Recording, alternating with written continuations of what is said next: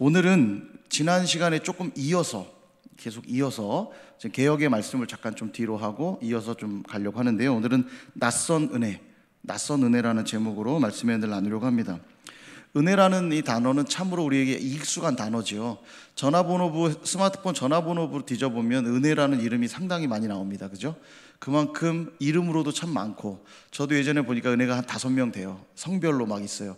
최은혜, 이은혜, 박은혜, 김은혜, 은혜 종류가 되게 많은데, 여러분들도 그렇죠? 예, 은혜가 참 익숙하고 친숙한 단어입니다. 교회에서 또 우리 크리스천들이 가장 많이 사용하는 단어를 하나 꼽으라 그러면 아마 이 은혜라고 하는 단어가 아닐까 싶어요. 그래서 때로는 이 단어가 식상한 단어, 구렁이 담 넘어가 할 때 사용되는 단어, 또 무언가를 합리화할 때 쓰는 단어, 이런 용도로 우리가 좀 여겨질 때가 많지 않나 싶습니다. 근데 만약 은혜가 그 정도의 의미라면 오늘 본문에 보니까 1000대까지 은혜를 누리게 해주시겠다는 표현이 나오거든요. 야, 1000대까지 누리는 은혜란 최악일 수도 있겠다. 이 정도 수준의 은혜라면, 그런 생각이 들어요. 정말 값어치 없는 은혜가 되어버리고 말겠죠. 물론 은혜의 특성상, 이 은혜라고 하는 그 의미의 특성상 좀 식상해 보일 수 있고, 구렁이 담 넘어가듯 보일 수 있고, 내 잘못을 합리화하는 것처럼 보일 수 있고, 무기력해 보일 수 있지만 특성상, 그러나 그럼에도 불구하고 그 은혜가 아니면 우리는 소망이 없다는 거죠. 마치 엄마가 차려주는 밥을 여러분 매일 먹을 때 엄마의 밥이 매일 특별하게 다가오진 않죠. 그냥 안 먹으면 안 되니까 드시죠. 예, 그런 느낌일 거예요. 대부분 이제 여기 독립반 친구들보다 이제 아직 부모님과 함께 지내는 청년들이 많을 텐데, 엄마 밥이 난 세상에서 제일 좋아. 동의하세요? 어떠세요? 예.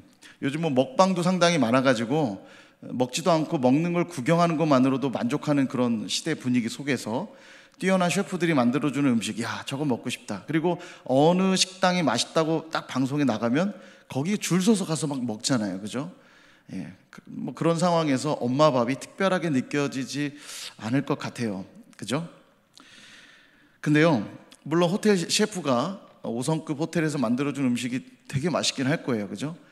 근데 여러분들은 이 나이가 되도록 이때까지 뭘 먹고 크셨나요? 뭘 먹고 살아오셨어요? 엄마 밥 먹고 살아온 거죠.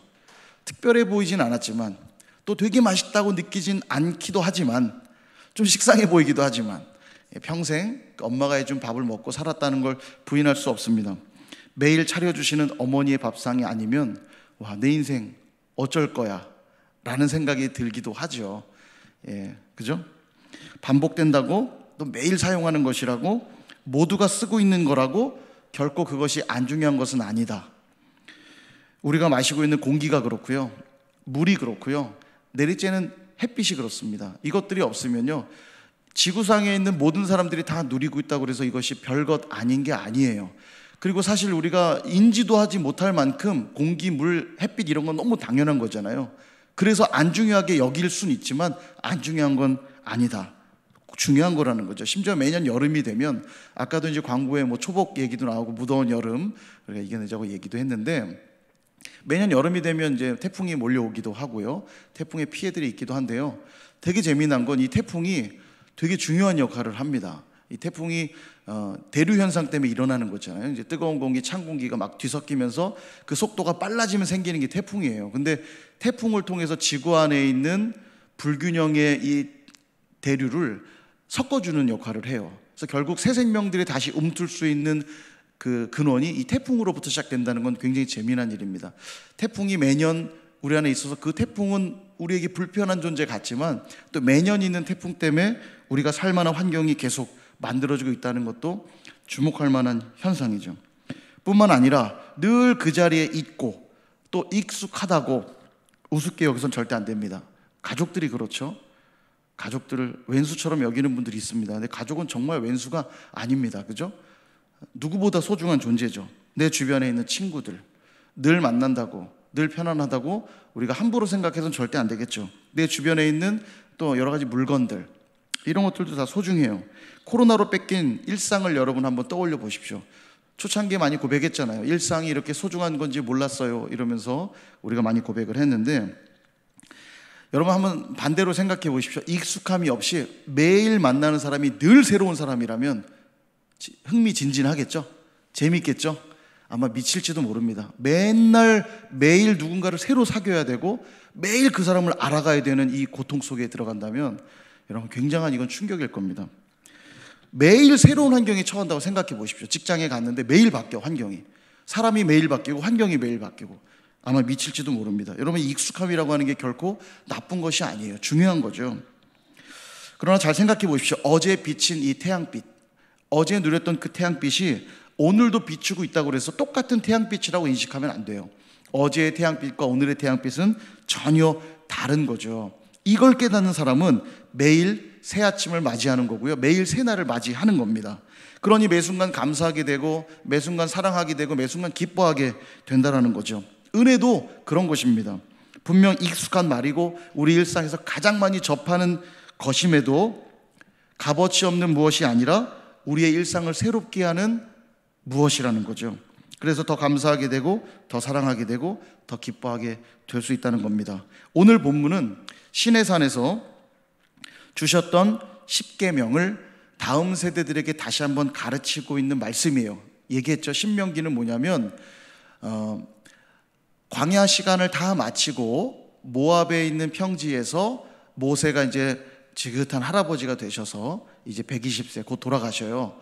이 모세 할아버지가 다음 세대들에게 하나님이 시내산에서 주신 율법은 바로 이런 것이었고 40년간 지내오면서 우리가 이런 시간들을 거쳤는데 너희들은 앞으로 이렇게 살아야 돼 라고 하는 말씀을, 설교를 전하면서 하나님 앞에 새롭게 언약을 맺은, 그래서 모압 언약이라고도 불러요.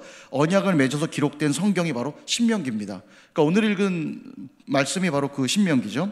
다음 세대들에게 이미 주셨던 그 율법을 다시 한번 가르치면서 새로운 언약을 갱신하고 있는 거예요. 그 중에도 지금 특별히 십계명에 대한 설교를 하고 있는데, 십계명 여러분 기억하시죠? 제가 외우는 팁 그때 알려드렸잖아요. 그죠? 자, 한번 해볼까요? 십계명도 우리 알아야 됩니다. 시작. 신우망안부 살간도고탐. 예, 이거 말이 안 되는 것 같아도 이렇게 해서 안 까먹어요. 이렇게 하셔야 돼요. 교만하지 마세요. 나는 십계명 정도 물어보면 대답 못해요. 예, 신우망안부 살간도고탐 계속 화장실 가서도 붙여놓으세요. 신우망안부 살간도고탐. 예, 딱. 자, 한번 해볼까요? 신, 핵 단어로만 외워야 돼요. 신, 다른 신, 우상. 예, 내용은 대충 아니까 다른 신 섬기지 말아라. 우는 우상 만들지 말고 섬기지 말아라. 신우망, 망은 뭐예요? 망령. 여호와 이름을 망령되이 일컫지 말고 안식일을 거룩히 지켜라. 부모 공경. 살인하지 말고.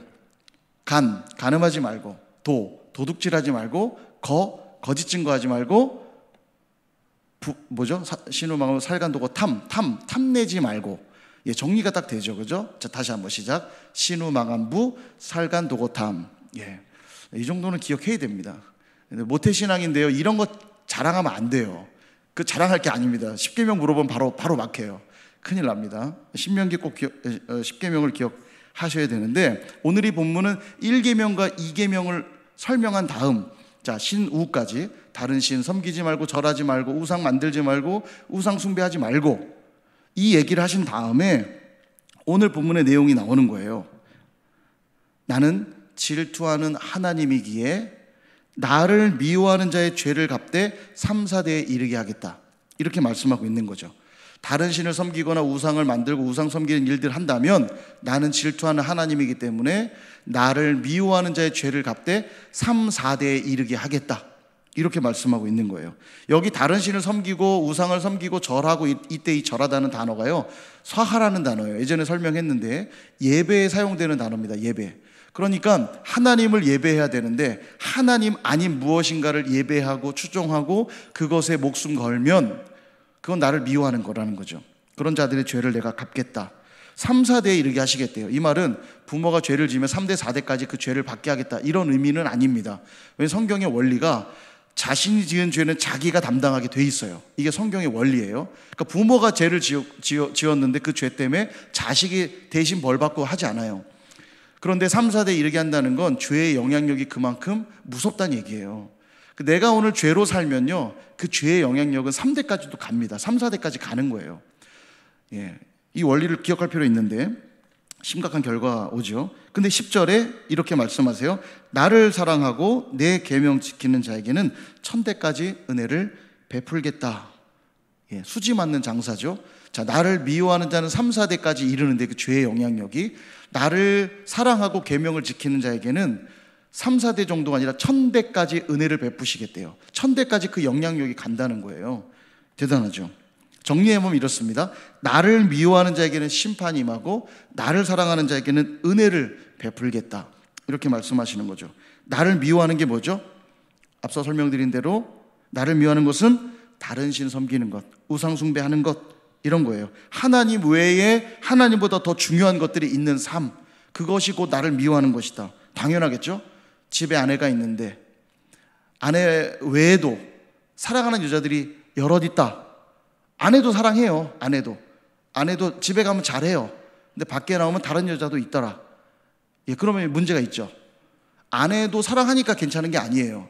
이미 외에 누군가가 있는 것 자체로 이미 그건 심각한 문제가 있는 거죠. 그러니까 하나님 외에 무엇인가가 있다면 그것은 나를 미워하는 행위다 라는 거죠. 자, 나를 사랑하는 건 뭡니까 그럼? 여기 보니까 계명을 지키는 것.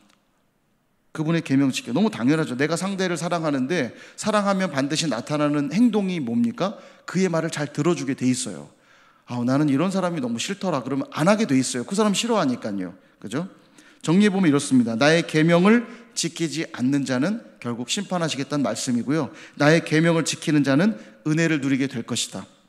이렇게 정리가 되는 거죠. 그래서 요한복음 14장 21절은 이렇게 말씀하세요. 나의 계명을 지키는 자라야 나를 사랑하는 자니 나를 사랑하는 자는 내 아버지께 사랑을 받을 것이요 나도 그를 사랑하여 그에게 나를 나타내리라. 아멘. 예수님 그렇게 말씀하세요. 내 계명 지키는 게 나를 사랑하는 것이다. 여러분, 말씀은 인격입니다. 무슨 말이냐면 요한복음 1장에 보면 태초에 말씀이 계시니라 시작하죠. 태초에 말씀이 있었대요. 그럼 이 말씀이 뭔고 하니 만물이 이 말씀으로 지어졌대요. 그리고 그로 말미암아 지어지지 않은 것이 없다. 그 말은 곧 말씀이 그리스도라는 것을 요한복음은 밝히고 있죠. 태초에 그리스도가 계셨는데 그분이 곧 말씀이셨다. 그 말씀이 천지를 만드셨다는 거예요. 말씀이 인격이고 말씀이 그리스도예요. 성경이 이렇게 말씀합니다. 그러니까 예수님을 나는 사랑해요. 예수님을 나의 주로 모셨어요 라고 고백하면서도 그분의 말씀이 내 삶에 아무런 영향을 끼치고 있지 않다면, 그분의 말씀이 내 삶에 아무런 영향을 주고 있지 않다면 그분을 사랑하는 게 아닌 거죠. 너무 당연한 얘기죠. 부모님이, 슬픈 이야기인데 부모님이 돌아가시면서 유언을 남긴 거예요. 무단횡단은 절대 하면 안 된다. 무단횡단하면 큰일 난다. 그리고 돌아가셨어요. 여러분, 무단횡단 하실래요? 안 하실래요? 사고 안 날 자신이 있다고 무단횡단 막 하실래요? 아무리 차 한 대도 없는 거리를 지나가도 아마 여러분들 무단횡단 하지 않을 겁니다. 왜냐하면 부모님이 여러분들에게 남긴 유언이니까요. 그죠? 여전히 부모님을 사랑하고 공경하는 사람들은 이 유언을 반드시 지킬 겁니다. 그리고 그들에게는 은혜가 임하겠죠. 안전한 은혜가 임하겠죠. 예, 뭐 좀 말도 안 되는 예화지만 좀 쉽게 다가오라고 이야기를 했습니다. 그래서 주님의 말씀을 아는 것이 중요하고요. 그 말씀대로 순종하는 것은 더더욱 중요합니다. 그리고 그 끝에는 반드시 은혜가 기다리고 있다는 거죠. 주님을 사랑하고 계명을 지키는 자는 반드시 존재의 변화를 경험하게 됩니다. 다시 한번, 주님을 사랑하고 주님의 계명을 지키는 자는 반드시 존재의 변화를 경험하게 됩니다. 그 말씀에 합당하게 바뀌게 되는 거죠. 그 말씀으로 인해서 내가 눈이 뜨이고 귀가 열리게 됩니다. 그리고 그제서야 비로소 매일 내게 주어지고 있는 은혜가 눈에 들어오기 시작하는 거죠. 그래서 예수님을 인격적으로 만난 사람들 맨날 하는 고백 똑같아요. 세상이 달라 보이기 시작했다. 그런 고백하죠. 부모님께 막 감사하기 시작하고, 친구들 사랑스럽고, 전에는 들리지도 않던 새소리가 막 들리고, 꽃이 보이고, 이상하게 달라지죠. 예수님 인격적으로 만나면 존재의 변화가 일어나요. 그러니까 반대로 예수를 믿었다고 하는데 옛날 예수 믿기 전의 삶과 달라지지가 않았다면 상당히 심각한 문제가 있는 겁니다. 그래서 고린도후서 5장 17절도 우리에게 이렇게 말씀하세요. 그런즉, 우리 같이 한번 읽어봅시다. 시작. 그런즉 누구든지 그리스도 안에 있으면 새로운 피조물이라. 이전 것은 지나갔으니 보라 새 것이 되었도다. 아멘. 얼마나 놀라운 말씀입니까? 그리스도 안에 있으면 새로운 피조물이라. 근데 NIV 성경을 보면요, 이전 것은 지나갔으니 새 것이 되었다, 이 표현을 이렇게 하고 있어요. 자, The old has gone, the new has come. 예, 보면 현재 완료형이죠. 그죠?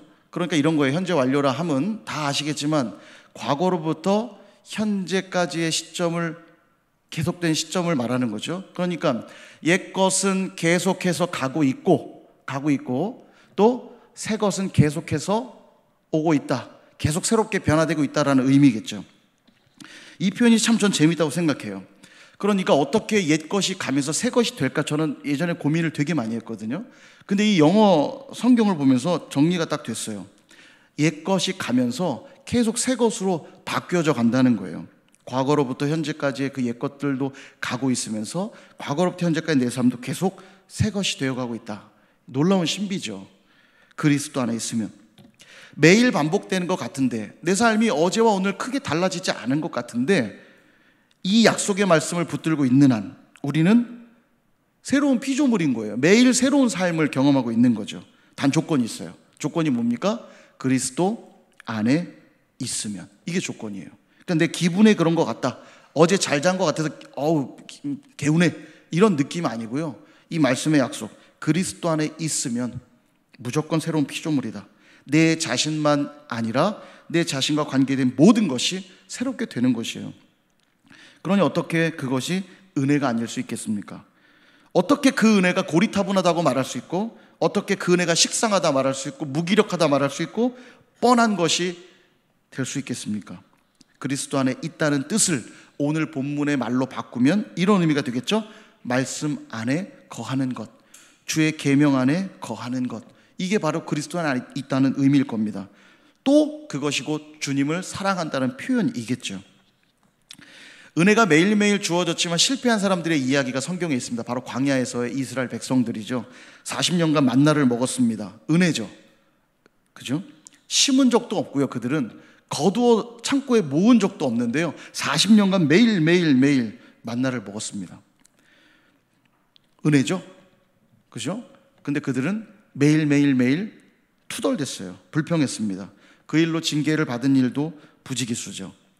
매일 같은 만나를 먹는 일, 그것이 실증날 만한 일이었을까 생각을 해봤습니다. 제가 치킨을 참 좋아하는데요, 40년간 치킨을 먹는다면 나는 어떨까 생각을 해봤어요.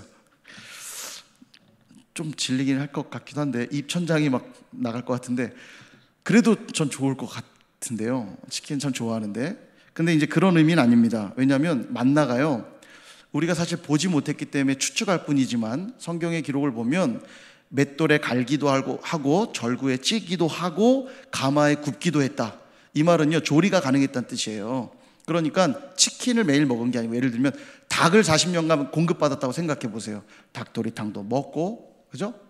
치킨도 먹고, 아는 요리가 또 없네. 치킨으로 먹을 수 있는 요리 뭐 있어요? 등등, 아마 여러 개 있잖아요. 그죠? 치킨으로 먹을 수 있는 새로운 요리를 또 개발했을 수도 있겠죠. 만나가요, 조리가 가능한, 그리고 신비한 음식이었어요. 제가 다 이해할 수는 없지만 분명한 건. 근데 그들이, 자 생각해 보십시오. 매일 만나를 먹었지만 뭘 생각해야 되냐면, 그 광야는 먹을 것이 없는 곳이에요. 뭐 농사를 짓고 하는 곳이 아니니까. 먹을 것이 없는 광야에서의 만나라고 하는 것은 아주 단순한 음식이 아니었다는 거죠. 먹을 것이 없는 곳이었으니까. 심지도 않았고 거두지도 않았음에도 매일 먹을 수 있는 만나란 평범한 음식이 아니었을 겁니다. 그죠? 이 사실에 눈을 뜨지 못하면 만나를 먹으면서도 불평을 하는 겁니다. 은혜의 징표인 만나를 먹고도 그 은혜에 동참하고 감사하는 게 아니라 은혜에 불평하고 반항하는 삶을 살게 되는 거죠. 얼마나 불경건하고 얼마나 완고하고 얼마나 교만합니까? 여러분, 이 말씀 들으면서 지금 막 불편하지 않으세요? 내가 그러고 있는 것 같아 불편하지 않습니까? 사실 매일매일 그리스도 안에 있으면 새로운 피조물이라고 말씀하시면서 매일 새로운 은혜를 주님 우리에게 주시는데, 내 삶을 가만 들여다보면 그 은혜 때문에 매일 감사하고 매일 사랑하고 매일 기쁜 게 아니고 여전히 불평하고 있고 여전히 투덜대고 있고, 여전히 원망하고 있고, 염려하고 있고, 불신하고 있는 우리의 모습을 보면 이스라엘 백성과 별반 다르지 않구나. 도리어 그 주신 은혜를 가지고 하나님께 항거하는 그런 모습들이 우리 안에 있지는 않습니까? 사랑하는 다의 지체 여러분, 우리는 어떤 은혜를 갈망하고 있습니까? 어떤 은혜를 쫓고 있습니까? 오늘 본문의 표현을 다시 보면 은혜를 베풀 때 천대까지 베푼다 말씀하세요. 천대의 의미가 뭘까 생각해 봤습니다.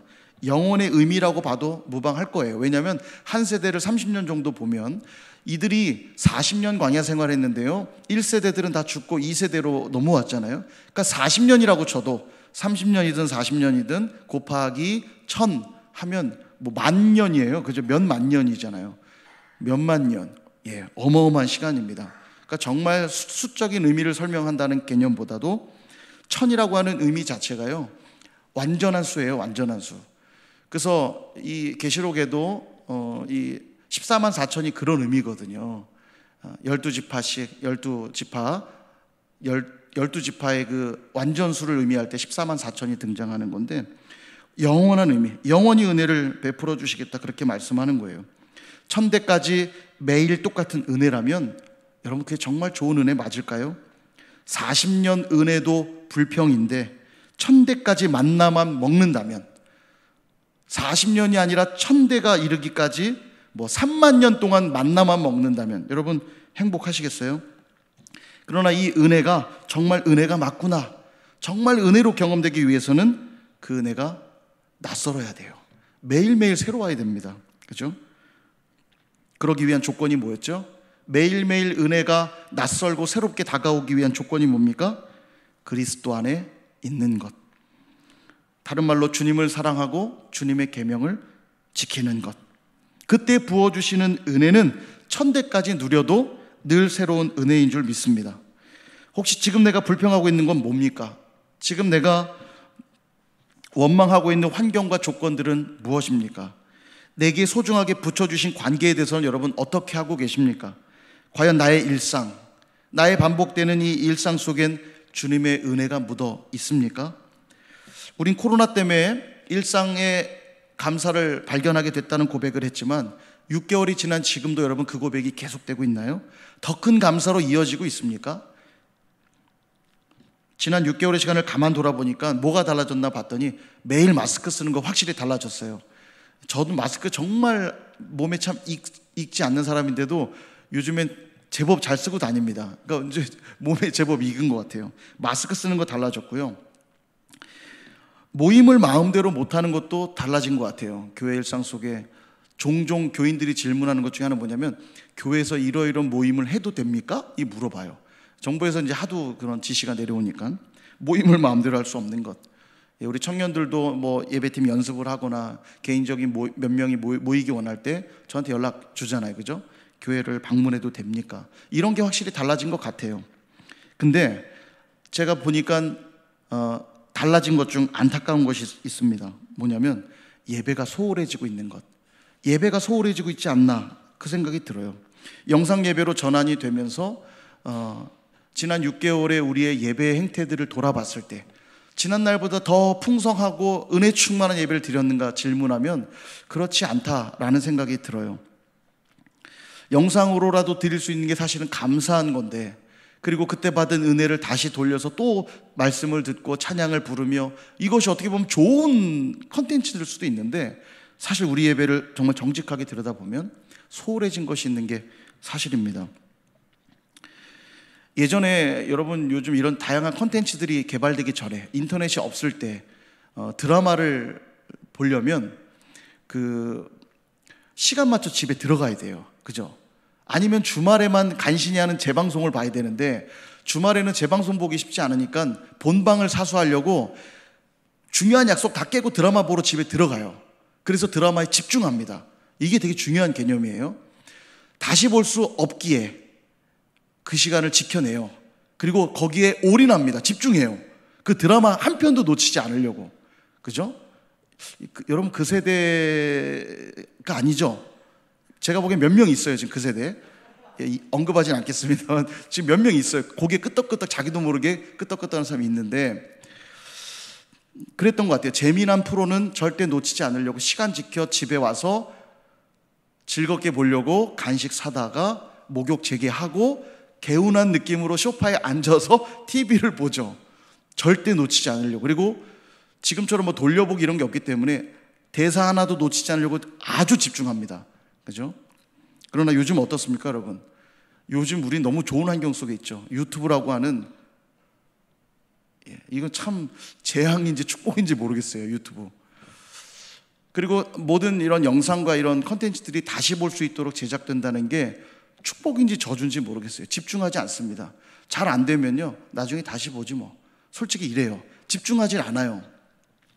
과연 이게 잘하고 있는 걸까 생각이 듭니다. 예배도 좀 그런 느낌 아닐까?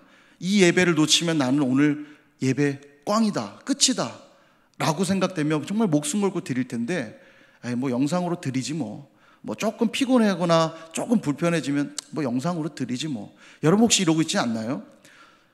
코로나를 핑계하고 있지 않습니까? 그런 생각도 전 좀 들어요. 큰 열이 나거나 여러 가지 이제 개인적인 어려움들이 있는 경우들은 나오지 마세요. 그거 오시면 안 돼요. 근데 그렇지 않다면 예배에 좀 목숨 거시기 바랍니다. 여기 와서요, 그냥 죽으세요. 그런 각오로 내가 죽어도 예배하다 죽겠다.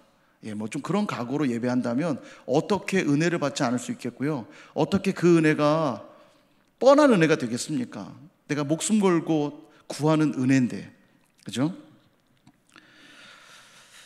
연인을 만났는데 시간 뺏기고 돈 없어지고 너무 피곤하니까 사진 보는 걸로 대신해야지. 여러분, 그게 교제라고 말할 수 있을까요? 내가 한 2주 동안은 너를 만나기 어려울 것 같다. 너무 바쁘고 돈도 없어서 내가 네 사진 많이 볼게. 2주 동안 정말 많이 볼 테니까 2주 뒤에 보자. 그거는 연애 아닐 겁니다. 교제 아니겠죠. 진짜 교제는 뭐냐면요, 그와 실시간으로 대화를 나눠야 돼요. 카톡이 됐든 전화가 됐든 만나든 뭔가 교제가 일어나야 진짜 교제죠. 그리고 그것은 간절할 때만 가능한 이야기 아니겠습니까? 약속된 시간에 드리는 이 주일 예배, 이거 외에도 뭐 더 많은 이야기들을 해야 될 겁니다. 주일 예배만 예배는 아니니까요. 매일 일상 속에 아침에 하는 큐티, 또 시간을 정해놓고 드리는 기도, 여러분 이런 시간들도 좀 소중히 여기셨으면 좋겠어요. 기도하고 말씀 보면서 예배하면서 주님께로 더 가까이 나아가는 여러분 되시길 바라요. 이런 생각, 이런 느낌, 은혜를 소홀히 여기고 있는 그런 모습이 우리 모습은 아닌지 돌아보길 바랍니다. 어려워서 더 간절해지고 더 열정이 생기는 게 아니라 혹시 내가 느슨해지고 있다면 정말 심각한 문제가 아닐까요? 어쩜 우리는 늘 은혜를 낯설게 만드는 게 아니라 익숙하고 식상하게 만들고 있지는 않는지 돌아보시길 바랍니다. 주님이 우리에게 끼쳐주신 은혜가 어떤 은혜인지 여러분 잘 들어보십시오. 하늘 보좌를 버리고 이 땅에 오신 성육신의 은혜입니다. 자기 목숨을 우리를 위해 대신 버리신 희생의 은혜입니다. 지금도 하늘 보좌 우편에서 우리를 위해 계속 중보하고 계시는 은혜입니다. 여러분, 이 은혜가 가볍습니까? 이 은혜가 정말 은혜라고 깨달아진다면 여러분 결단하셨으면 좋겠어요. 매일 주님께서 허락해 주시는 그 일상 속의 은혜를 회복하십시오. 매일매일 말씀을 펴시고 말씀에 순종하시고 매일 무릎으로 나아가십시오. 무엇보다도 예배의 소중함을 놓치지 마시기를 바랍니다. 죽어도 예배하다 내가 죽겠다, 이런 좀 작정, 각오 있으셨으면 좋겠어요. 또한 내게 허락해 주신 지체들과의 관계를 향한 은혜도 회복하시길 바랍니다. 그들에게 주님이 내게 그렇게 하신 것처럼 낮아지고 희생하고 중보하는 은혜를 회복하시길 바랍니다. 가까운 사람들일수록 더욱 그러셨으면 좋겠어요. 여러분의 가족들, 친구들, 또 교회 우리 다회공동체 지체들, 가깝고 편하기 때문에 쉽게 생각하지 마시고요, 오히려 가깝고 친하기 때문에 더 소중한 걸 알아서 더 그들에게 우리가 서로에게 잘할 수 있으면 좋겠어요. 그렇게 살아가는 저와 여러분에게 천대까지 경험해도 결코 식상하지 않고 결코 평범하지 않는 이런 낯선 은혜를 경험하게 될 줄 믿습니다. 그리고 그 은혜가 우리를 살게 할 줄 믿습니다. 그리고 더 나아가서 그 은혜로 사는 자들은 또 다른 누군가에게 낯선 은혜를 끼치며 살게 될 것입니다. 그래서 그런 이야기가 있어요. 미국의 한 청년이, 오래된 얘기인데요, 미국의 한 청년이 사업을 하기 위해서 돈을 빌리러 다녔는데 빌려주는 사람이 없는 거예요. 찾다가 한 거부를 찾아가서, 한 거상을 찾아가서 돈을 좀 빌려주십시오 부탁을 해요. 근데 그 사람이 담보가 있냐? 뭘 근거로 내가 너에게 돈을 빌려줄까? 근데 뭐 아무것도 없는 청년의 담보가 어디 있어요? 결국 돈을 못 빌리고 나오게 되는데, 가만히 거상이 생각해 보니까 은행에 돈을 넣느니 젊은 청년에게 투자 한번 해보자, 그런 마음으로 그를 다시 불러서 돈을 빌려줍니다. 그리고 그 청년이 사업을 시작했는데 사업이 잘 된 거예요. 그리고 이분에게 다시 돈을 갚고 돌려주었습니다. 그리고 한 10여 년이 지난 뒤에 미국의 이제 세계대 공황이 온 거죠. 공황이 와서 모두가 다 부도나고 어려운 시간을 보내고 있을 때 이 거상도 부도가 나게 돼요. 심각한 부채 때문에 이제 사업을 접어야 되는 위기가 되었는데, 한 사람이 찾아왔어요. 그리고 그 사람이 자기가 부채를 갚아주겠다고 말하는 거죠. 그리고 가만 보니까 누군가 보니까 그때 돈을 빌려준 청년이었던 거죠. 당신은 나에게 돈을 다 이미 갚았는데 부채를 또 갚아준다니 그게 무슨 말입니까? 라고 이야기하자 이 청년이 이렇게 말해요. 돈은 이미 갚았는데 내가 아직 은혜는 갚지 못했습니다. 이렇게 말했다는 거예요. 여러분, 얼마나 낯선 은혜입니까? 그죠? 물론 그때 당시에 그 은혜가 어떻게 내게 돌아올지 몰랐지만 그에게 베풀어준 그 은혜가 이 청년 너무 감사해서 자기가 잘 될 때 또 그 은혜를 베풀었던 청년의 이야기는 오늘 우리에게도 큰 도전을 주는 듯 합니다. 내게 낯선 은혜, 매일매일 그리스도 안에 있기 때문에 누리고 있는 이 낯선 은혜는 내게만 새로운 은혜가 아니라 내 주변에 있는 누군가에게 또 낯선 은혜로 흘러가게 된다는 거예요. 누군가를 감동하게 하고 감격하게 하는 거죠. 그러니까 천대의 은혜겠죠. 내 자녀가 은혜를 누리고 자녀의 자녀가 은혜를 누리고 내 자녀의 자녀의 자녀가 또 그 주변 사람들이 그 은혜를 누리니까 이 은혜는 천대의 은혜가 맞지 않나 생각이 듭니다. 한 주를 살면서 여러분, 매일매일 낯선 은혜를 먼저 경험하시고 또 그 낯선 은혜를 주변으로 흘려보내는 저 여러분 되실 수 있기를 주님의 이름으로 축원드립니다.